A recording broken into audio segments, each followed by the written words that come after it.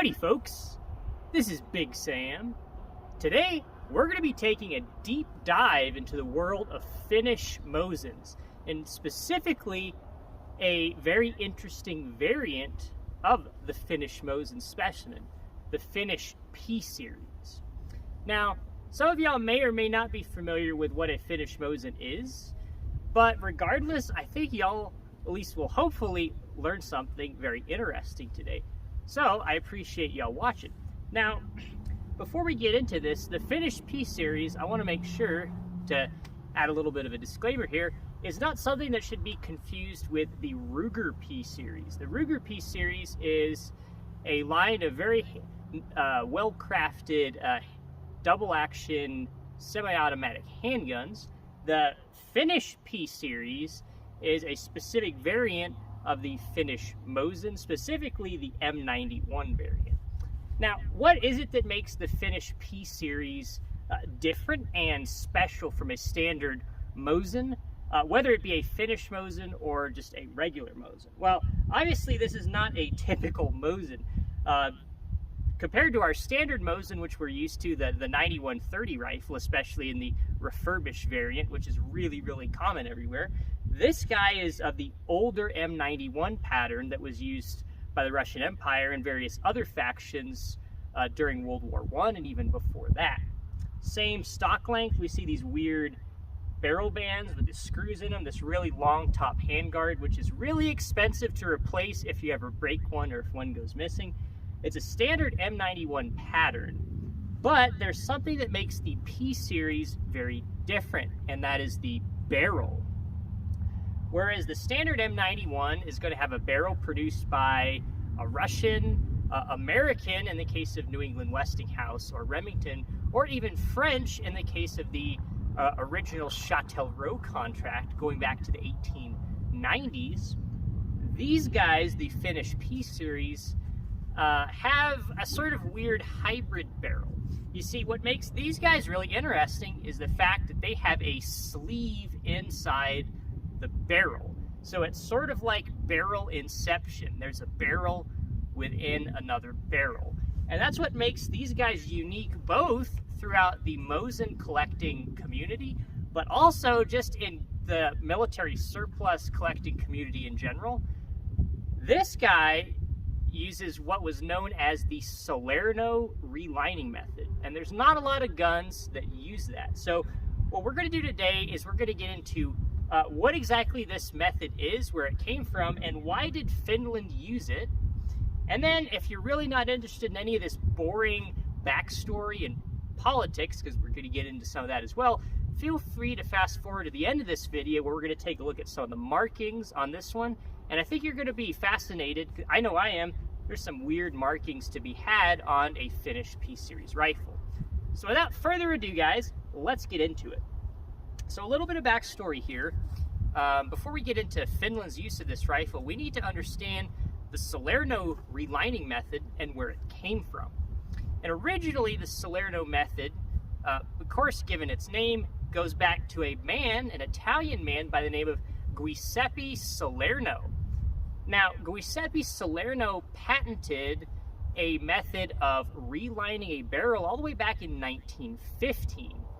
And if you're interested in looking into more of that patent, I'm actually going to post a link to that patent below in the description. You can find it on Google Patents still, even though it's over 100 years old.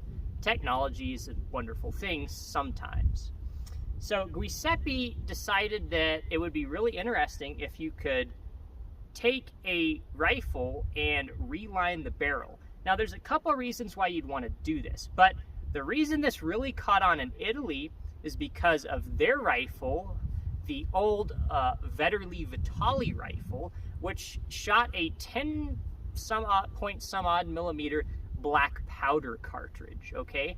And they had a lot of these old rifles lying around after World War I was declared, and what they found was they didn't have enough supply of rifles to get, because they're trying to get all these men to the front. They're having tons of attrition, tons of casualties.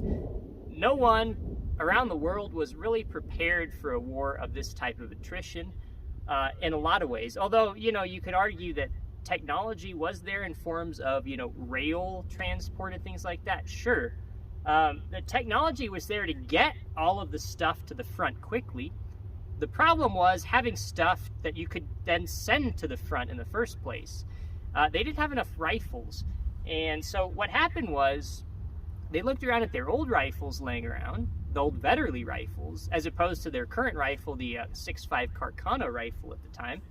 And they said, well, we could get a lot of these rifles to the front, but we don't want to have to keep supplying two different types of ammunition, the 6.5 Carcano and the 10mm Vetterli black powder ammunition. So let's just consolidate the guns and have the Vetterli rifle shoot 6.5 Carcano. Well, how do you get a gun that's in 10mm to shoot a 6.5mm cartridge?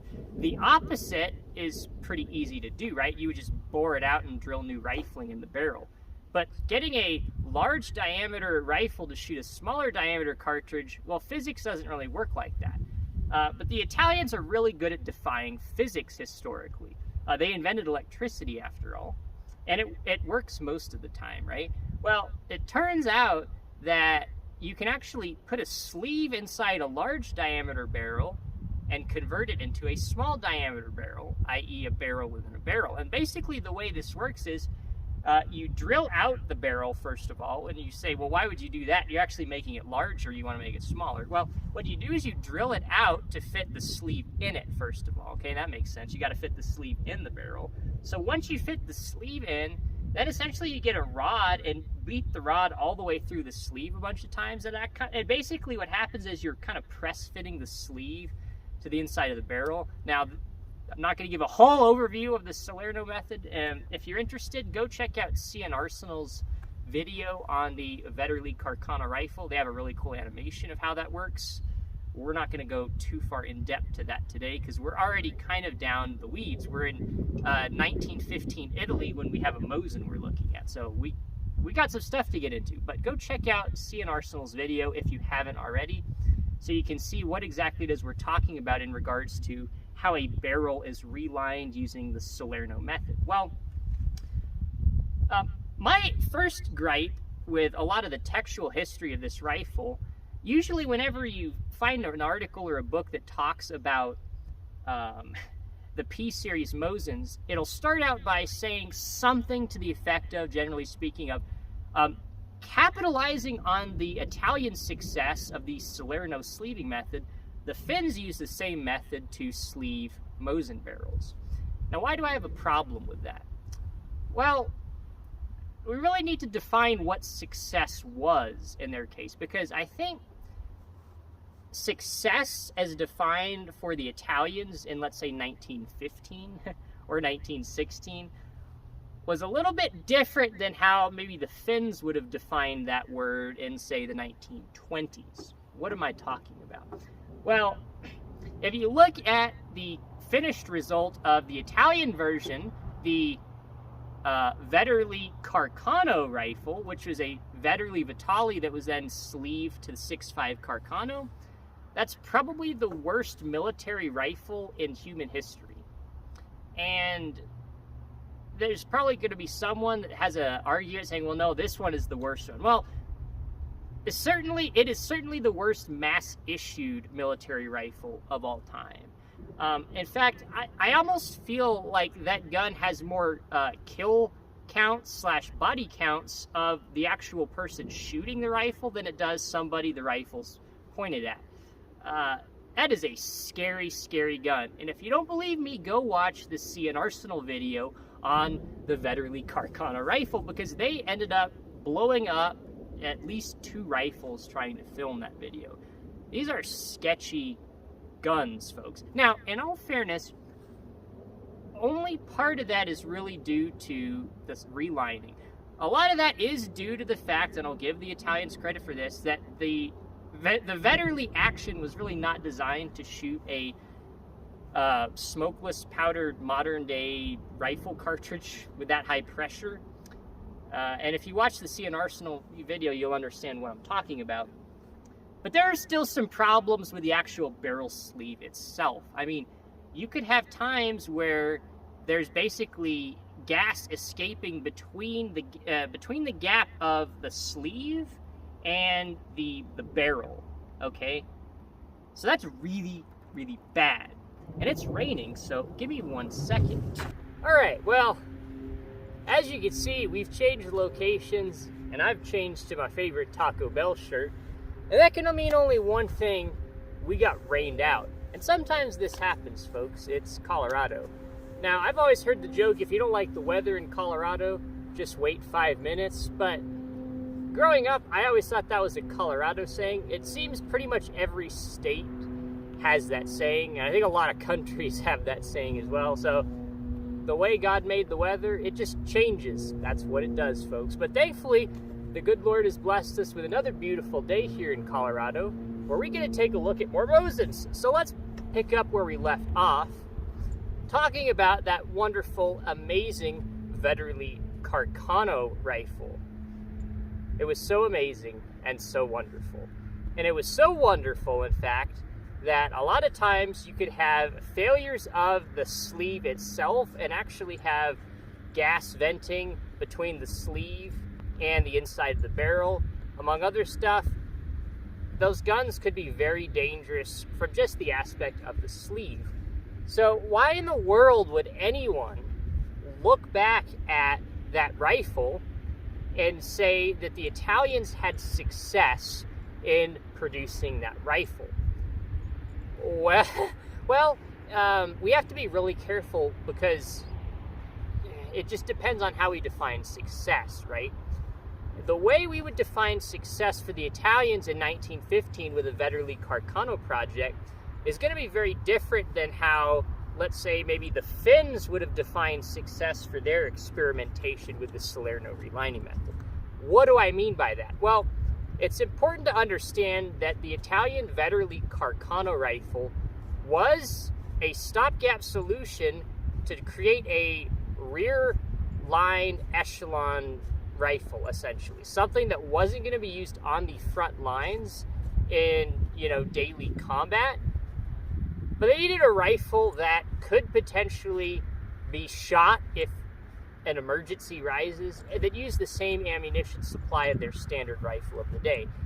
And if that was their goal, which it was, then you could certainly argue that their endeavor in the Vetterli Carcano project was successful. But when we're talking about Finland and their approach to this, it's very important to be precarious, because Finland's goals would have been very different than Italy's. Now, how do we get from Italy in 1915 to Finland in the 1920s? Well, we first need to fast forward a couple years from 1915 to 1917, when the Bolsheviks conducted a hostile takeover of what you could loosely call the Russian government. Okay, it was sort of already in shambles and a big mess at that time, and the Bolsheviks turned it into an even bigger mess. And of course, as we know, this led to the Russian Civil War, and even before that, Russia exiting World War I. And in this time, around 1918, we would see a number of new countries break away from the old Imperial Russian Empire. Countries like Ukraine, Estonia, Latvia, and important for today's video, Finland. So Finland was not its own country before 1918. Finland was basically just a region of the Russian Empire. It was part of the Russian Empire.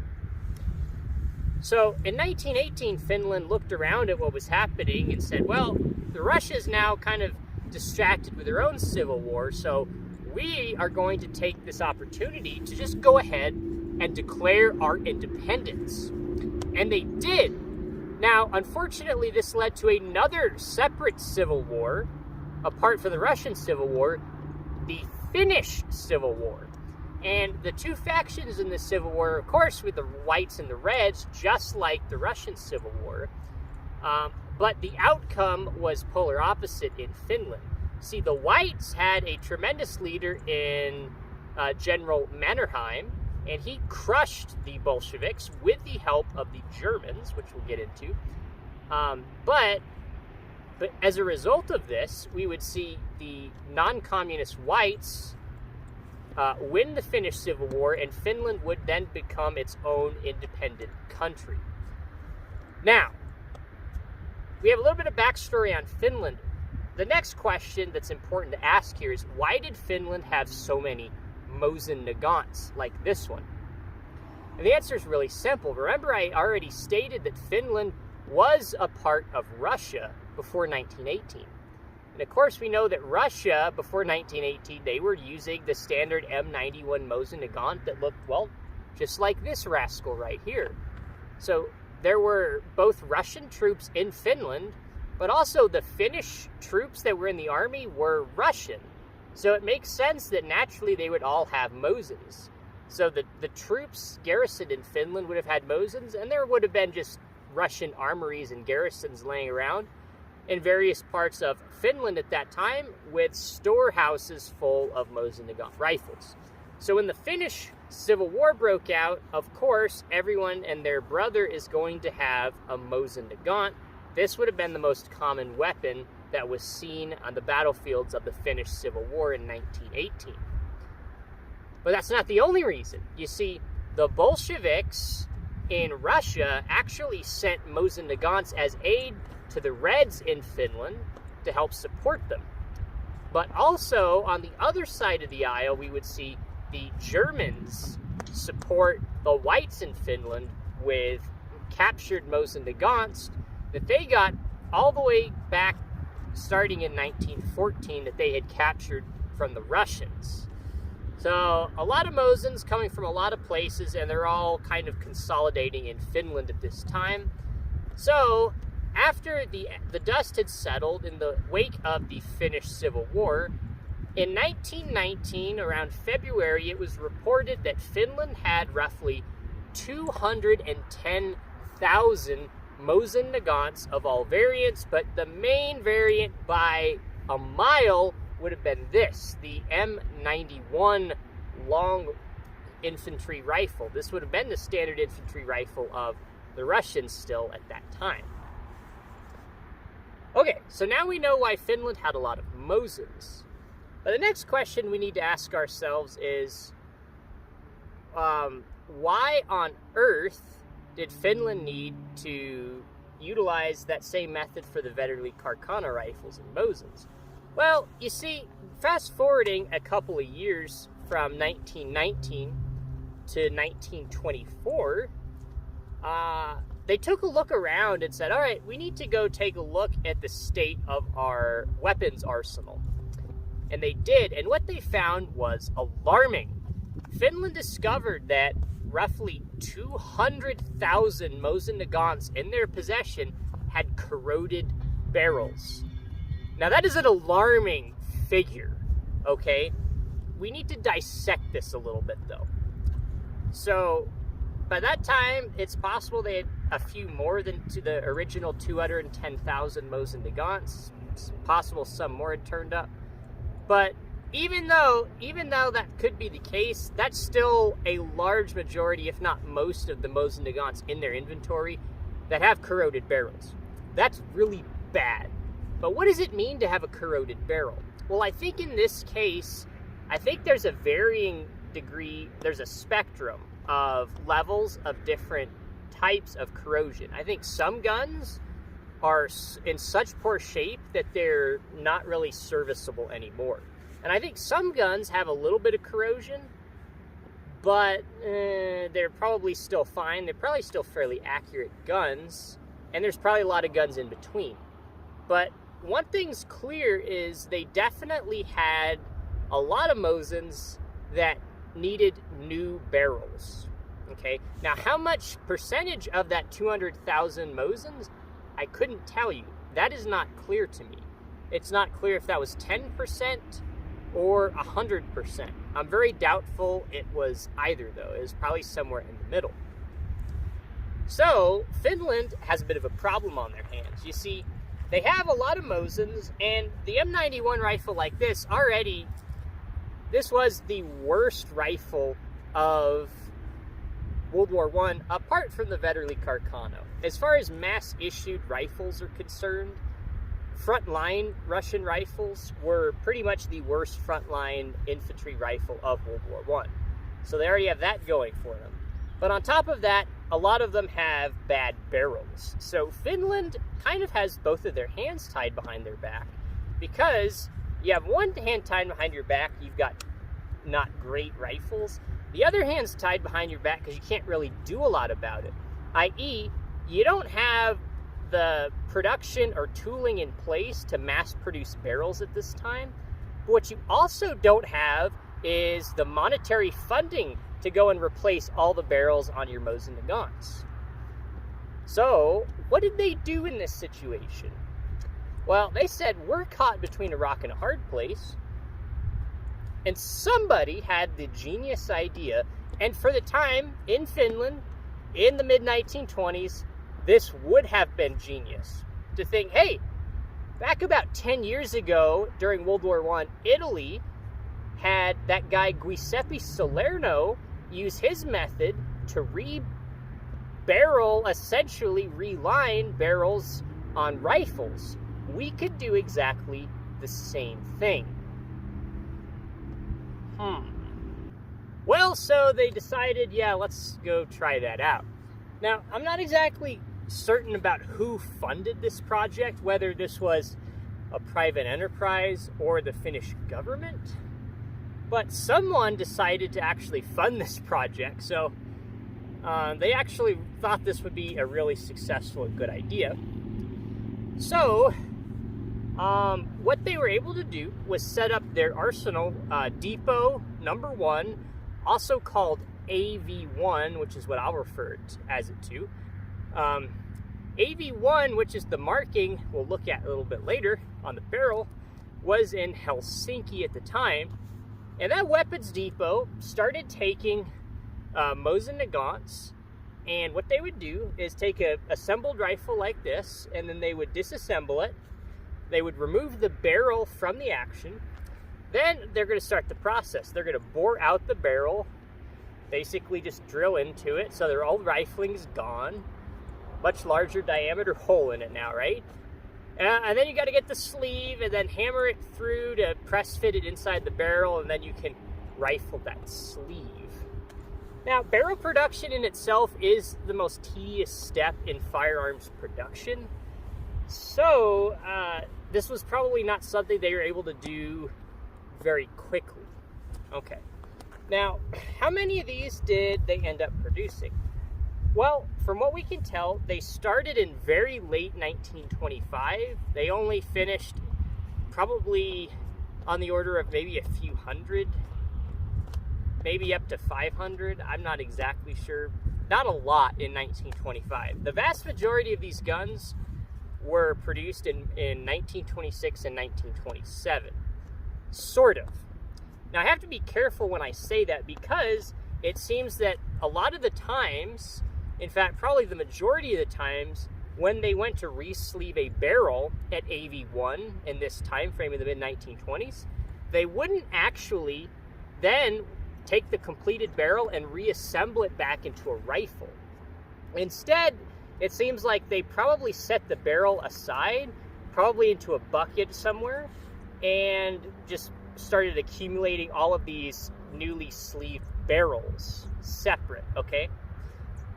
They probably were assembling rifles kind of at the same time, but it almost certainly was not a one-for-one thing, okay? They probably had a separate process. But part of the process for each barrel was not then to reassemble it. That's what I want to be clear about. Now, why was that? Well, it seems that they weren't really certain how well this was going to go. Remember, this whole thing in 1925 is very cutting edge, very experimental, especially for a country that doesn't have the type of manufacturing capabilities, certainly on the same levels at least, that Italy did during the war. And it's important to also distinguish what they're trying to do here with what Italy did. Remember, what Italy's goal was to take a large caliber rifle and convert it into a smaller caliber rifle. from a 10 millimeter to a 6.5 millimeter. And then to have the finished rifle as a rear echelon rifle, not to be shot on a regular basis. Kind of an emergency rifle in the hands of people that weren't going to shoot them a lot. Finland, this was a very different thing. These are going to be frontline infantry rifles. They're going to be shot a lot. And instead of taking a larger caliber rifle and converting it to a smaller caliber rifle, they're actually using this process to reline or just re-rifle a gun with the existing caliber. Okay, so the goals here in Finland in the 1920s were very different than the goals of Italy in the 1915 around there. And I can't stress that enough. And this is important because we'll see this in a little bit later. Now, there's also going to be one more caveat to what I just stated. Remember, I said Finland is not taking larger caliber guns and using this to convert them to small caliber guns. Well, I haven't found any specific documentation on this. However, it does seem like one possibility is the fact that starting in the mid to later 1920s and going through the 1930s, Finland would actually acquire from Europe a relatively large amount of Mosin Nagants that were rechambered for the Austro-Hungarian 8x50 millimeter rimmed cartridge. That would have been the cartridge standardized for use in the Mannlicher M95 rifles of the day during World War I and a little bit afterwards. Kind of this ancient bottlenose cartridge. It's a rimmed cartridge just like the 7.62 by 54 cartridge. However, it's a bottlenose shaped cartridge, or the bullet's bottlenose shaped rather, and it's a larger diameter. It's an 8 millimeter instead of a 7.62 millimeter. Well, it's possible that Finland, at least later on, because they probably didn't have a ton of those, if hardly any, when they started this process, but probably during this process when they were relining the barrels, they probably had some of those barrels in 8 millimeter, and it's quite possible they used this method to re-sleeve those. So in a way, they're actually kind of doing the same thing the Italians were, where otherwise you wouldn't really have another way to get around using that barrel other than relining it, because it's a larger diameter than what you're using. Even if the barrel was in good shape, you'd have either had to use the 8 millimeter cartridge or throw it away. So that might have been another perk to this method, but again, it probably wasn't the original intent for this. The original intent for this sleeving project was to reline existing 7.62 Mosin Nagant barrels. So kind of a 2-for-1 there, theoretically. Okay, so how many of these guys did AV1 end up producing?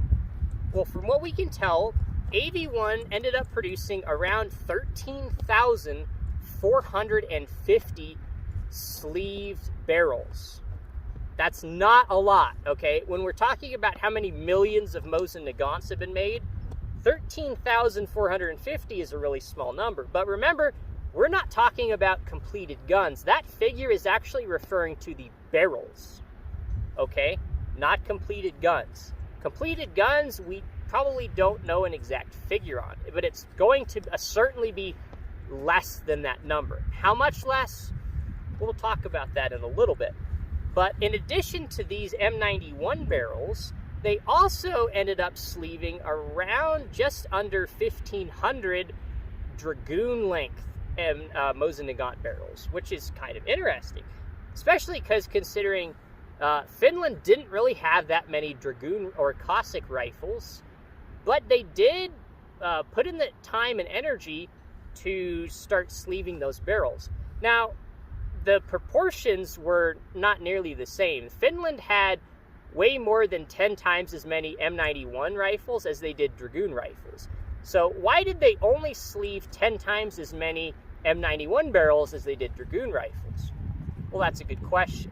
Now, the other thing they did, which is even scarier than all of this, was they ended up trying to re-sleeve about 595 Maxim machine gun barrels. That is terrifying. We'll talk about that more. But now, why have I stated multiple times that this whole thing could be potentially terrifying and or dangerous? That's a good question. You see, what happened was a committee was formed in 1927 to come in and examine these finished barrels that AV-1 had completed that have these new Salerno sleeves inside of them. And their findings were rather alarming.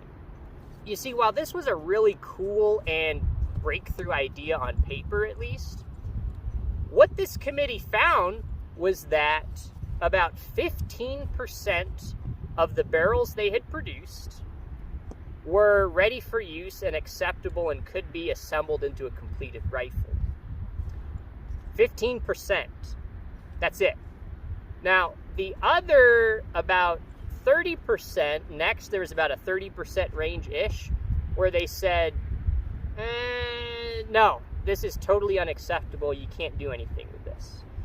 And then the rest of the barrels, they said, you might be able to salvage these, but you can't assemble them into a rifle like this right now. You're going to have to put some more work into them. Further work is required. So, after that initial committee report in 1927, the results and the findings were kind of grim for this project. I mean, it was so promising, but 15%, I mean, that's abysmal. Well, maybe they had to work at it some more. Maybe they would get better at it going on in the coming years. Well, about 3 years later in 1930, the committee came back again and looked at the completed barrels. Now this time, they found that not 15%, but 14% of the completed barrels were deemed acceptable and ready to build a complete rifle with. So it got worse somehow.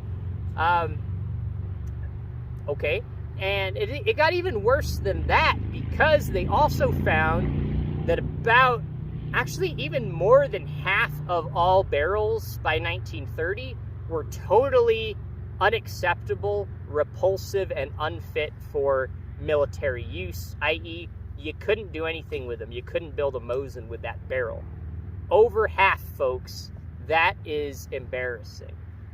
And then, of course, the rest, they said, they still need more work. So this was really, really bad. And, in fact, this became a big scandal because the expectations did not meet the results. Obviously, your expectations were up here. Your results were kind of down there somewhere. So, a judge actually ordered that the people that funded this project had to be repaid money because it was a total failure. I guess you could argue it wasn't a total failure, but, I mean, 15% plus, maybe you could get some more if you put more work into it. Now, on top of all of that, the committee also found that the barrels that were unacceptable were potentially dangerous.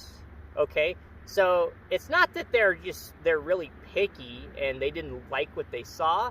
They obviously didn't like what they saw, but they also found it to be dangerous.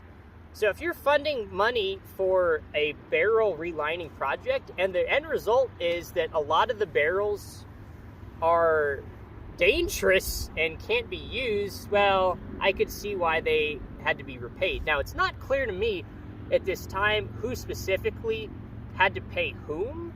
Not clear still who funded this. If I find more of that information, I'll let y'all know. There's some fuzzy details here, but this is what we know at least. So it was a big scandal, but things get a little bit weirder than this because going forward 8 years from 1930 to 1938, the committee went back again and found that the majority of the barrels were then deemed either acceptable or could potentially be used, maybe with further work on guns. Why the big change of heart here? Well, I think there's two reasons we need to consider. Reason number one is between 1930 and 1938, we know that Finland's capacity of rifle and barrel production grew dramatically. I mean, look at all the stuff they cranked out in that time. The M27 rifles, even M28 rifles with new barrels produced by Tikkakoski, and we know the VKT factory started barrel production as well. I mean, Finland was starting to get really good at producing Mosins, so at least from old recycled receivers, but they could at least produce the barrels now. But this tells us that their capacity for manufacturing of rifles was certainly getting pretty formidable, especially compared to what it was. So it's quite possible that they just found a lot better ways to get these barrels set up better, maybe make repairs to existing ones or to redo them all together. I'm not really sure. But that's one reason that it's likely that the committee had better findings in 1938 of these barrels. The other reason is that since 1918, Finland's been over here, and the Red Menace has been just next to them that whole time, the Soviet Union. And that whole time, they kind of had the feeling and understood that the Soviet Union would eventually want their territory back. Because remember, Finland used to be part of Russia. Except that Finland didn't really like the communists that much. Although there were a lot of communist factions still within Finland, one thing was for certain. They wanted to maintain their independence. Okay? This is really important. So, they were really smart about looking forward in time and being prepared for what lay ahead.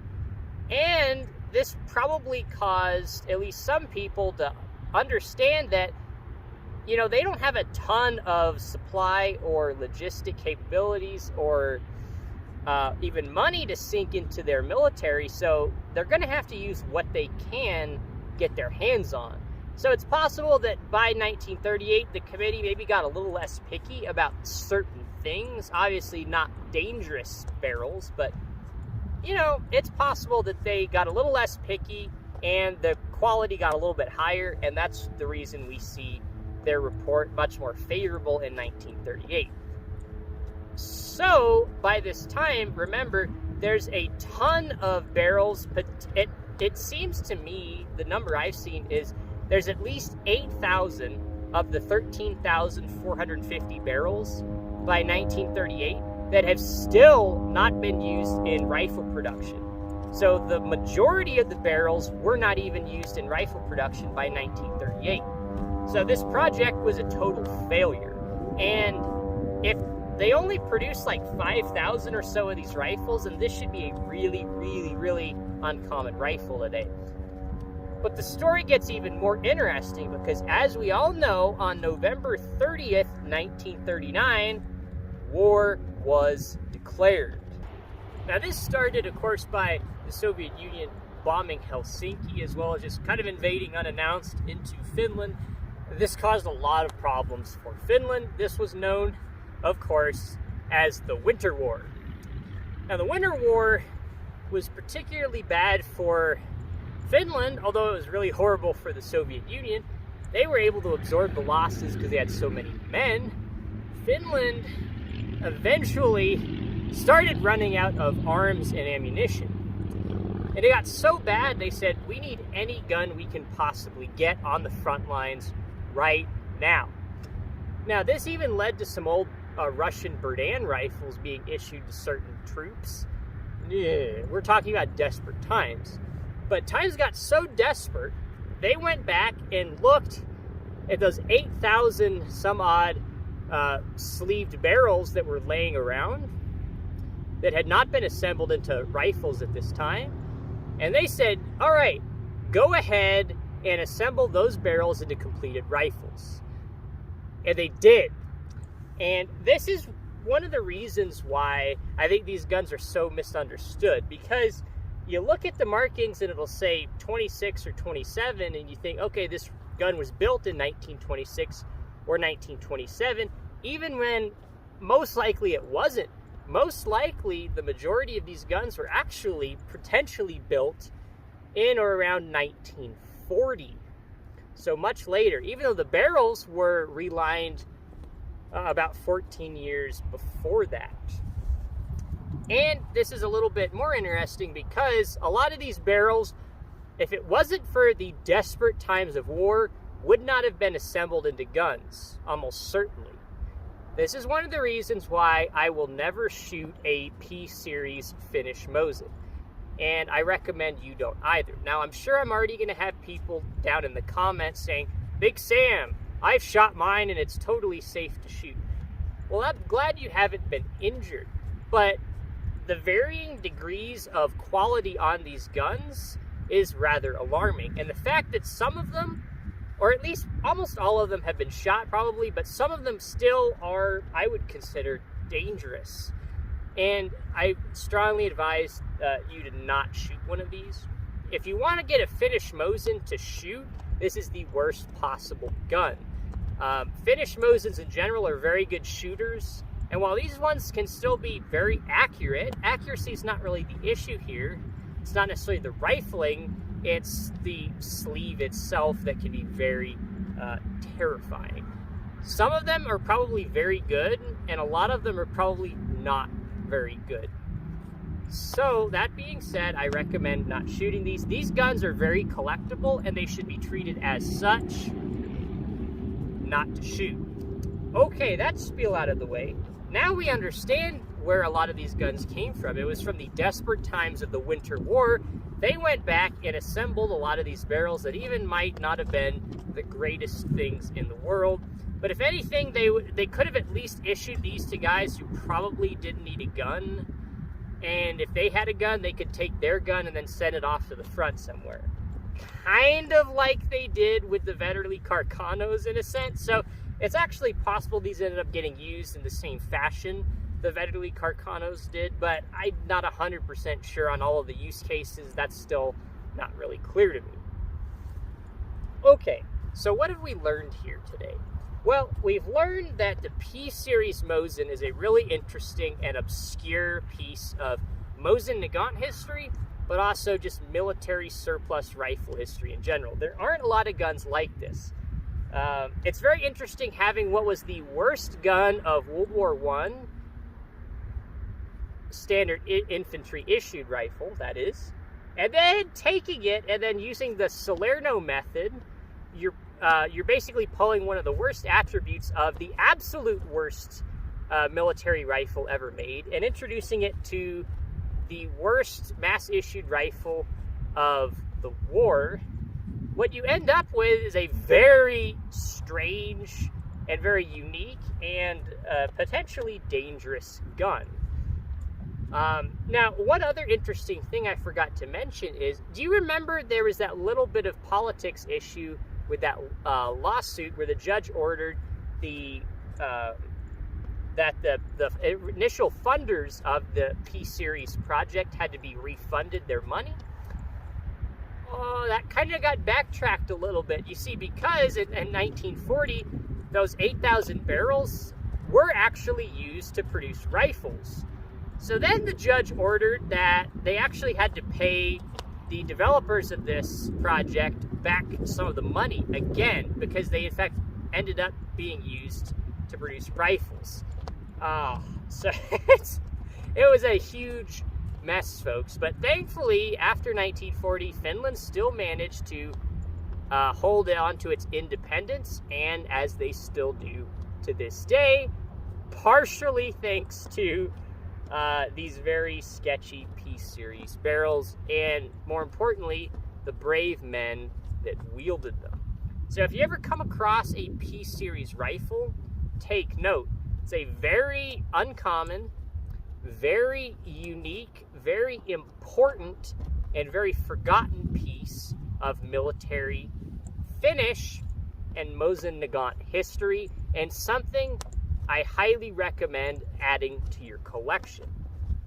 But now that we have an understanding of what this rifle is, let's go ahead now and go take a look at some of the cool markings to be seen on P-Series, and in particular this rifle, because there's something that makes this rifle very unique and very, well, strange. So let's get into it. Alright, so now the interesting stuff, folks. Let's take a look at some of the interesting markings going on here. Now, first we can see we have the standard Arshins here marked on the left. This is the old Imperial Russian unit of measurement. And of course, since Finland was part of Imperial Russia up until 1917, 1918, they would have been using that as well. But, of course, when they gained their independence, they switched to using meters, the metric system. So on pretty much all Finnish Mosins with this old-style rear sight that has the Arshins marked, you're going to see the Arshins crossed out. Sometimes you'll see them like circled out. Generally, it'll look something like this. And then usually on the right side, you will see then the markings in meters. So these markings are very indicative of a Finnish Mosin. So that's pretty normal to see. Now, if we start looking at the barrel markings, this is where things get really weird.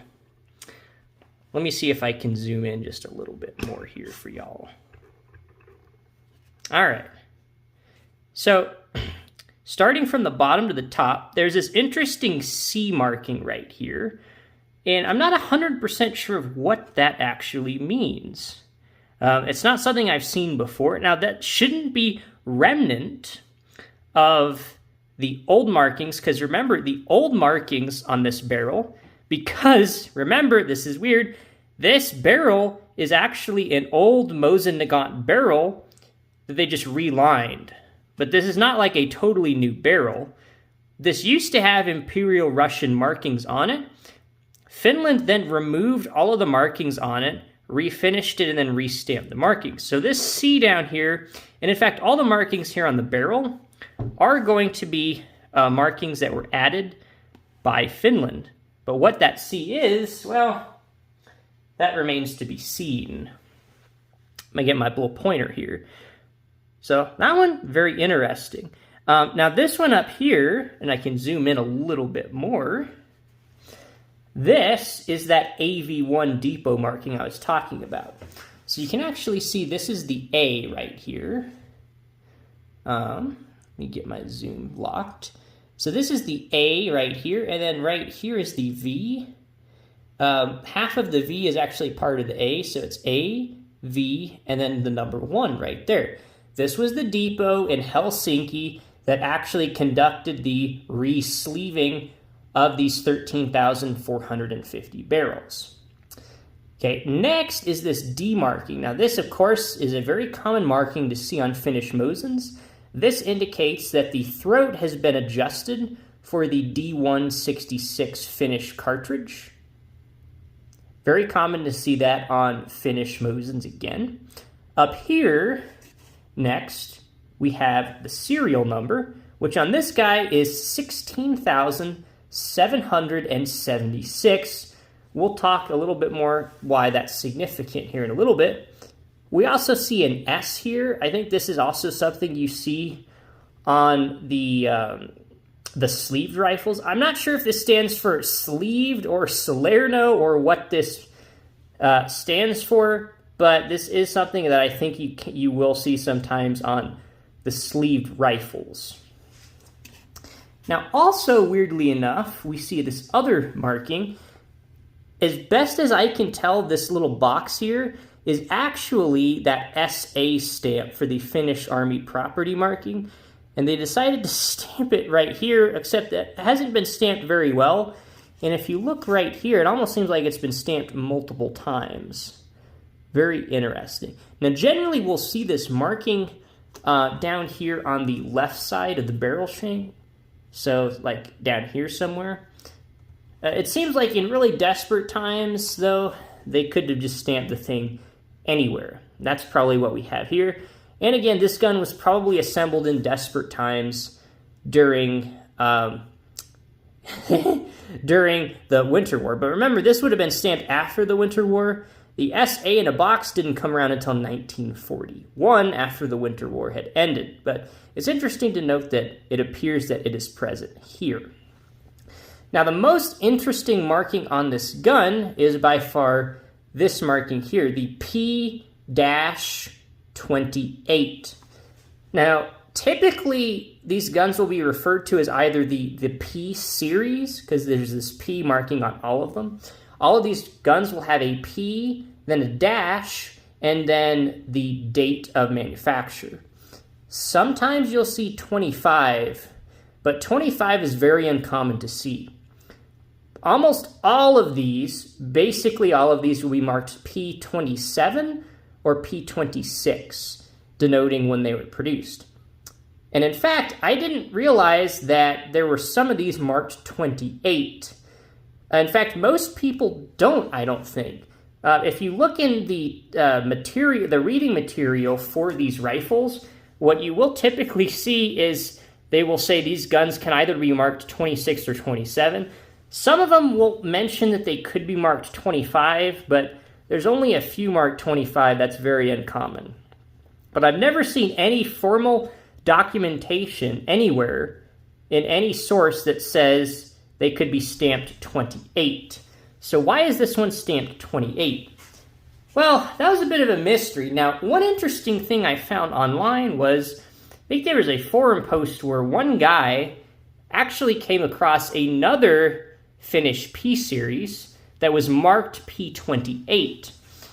And in fact, that serial number I think was only 3 off. I believe the serial number on that rifle, and I'm okay disclosing it because he posted this on a public forum, so it's just anyone on the internet can access it. It was 16773, so 3 serial numbers off from this particular guy. Okay, so now we have 2 now, so 2 is starting to form a pattern. But unfortunately, his example that was marked P-28, somebody had sporterized and cut the barrel down on it, and apparently ran into an issue trying to cut a dovetail for the front sight. I guess there's a problem doing that if there's a sleeve inside the barrel, but unfortunately they ended up sporterizing kind of a one-of-a-kind gun, and that was the only P-28 I think anyone was really aware of until we came across this rifle here. This is the only P-28 I have seen thus far that's like a complete original non-sporterized Mosin. So kind of one of a kind so far. Hopefully more of these are out there that we can study. So if you have seen or have access to a P-28, make sure to post down in the comments or send me an email, which I put my email in the description of every video. But you know, we always have to throw a wrench into the works, and remember, with Mosins, there's an exception to every rule, and the exception to the rule that these are marked 25, 26, or 27 is this rifle. Now, this gets even weirder, because I have seen some people's rifles that have a serial number of 16,800 and something, so maybe about 100 higher than this one, marked P-27. So it seems like they went back to 27. Now, why is that? Well, I think there's potentially a couple reasons for that. One of them is a conspiracy theory that I came up with, and I love conspiracy theories, is that basically there was a ruling that they had to stop barrel production in 1928, essentially. So they couldn't produce barrels in 1928. So there's one conspiracy theory that said they wanted to continue producing these. So after the ruling came down, they just started marking the rest of them back to 27 again to make it look like those were actually produced before the ruling came out. That's one conspiracy theory for why we would see a later serial number with an earlier date. Now the other more likely theory is that the serial number was not stamped at the same time this number was. I.e., let's say we produce this sleeve barrel, and then we stamp the serial number on it, and then we set it aside, and then maybe later we come back and we stamp the date on it. Or maybe vice versa. Maybe we just stamp the P-28 on it, set it to the side, and then later we come back and decide to then go ahead and put the serial number on. One possibility is that the serial number wasn't even stamped until this was produced into a complete rifle, maybe in 1940 when the Winter War happened. We're not really clear on that. So I can only speculate, but those are the two best reasons I can think of why we would have a P-28 with a lower serial number than a P-27. That is very, very strange, folks. So if you got any weird theories on that, make sure to post down in the comments. Maybe we can start a whole conspiracy theory thread. I love it. So, regardless, one thing I can say for certain is that we don't see many P-28 marked Mosins. Now, this is significant. Now, if we start talking about monetary value, does it raise the value of a gun to be marked P-28 instead of 27? Well, I'm under the impression that it probably shouldn't a ton, but there's a lot of people that might think that's really interesting and might be willing to pay a lot of money, extra money for it. Personally, I wouldn't, because it's just a one number difference. I don't really look at that and say anything more than the fact that, oh, that's really interesting. I didn't know one could be stamped 28. It does actually rewrite some of the books on Mosins and Finnish Mosins, but is it super important? I'll let you be the judge of that. Okay, now there's one other thing I want to look at here, and that's actually on the receiver that makes this guy even more strange. Remember, these were on old Russian Mosin Nagant receivers. We have the old Imperial Russian Proof Commission crest here in fantastic shape, which is cool. You'll love to see that. We can see the double-headed eagle with the crown here. This is really weird here, though. See this AZF marking? This is a World War I Austro-Hungarian war booty marking.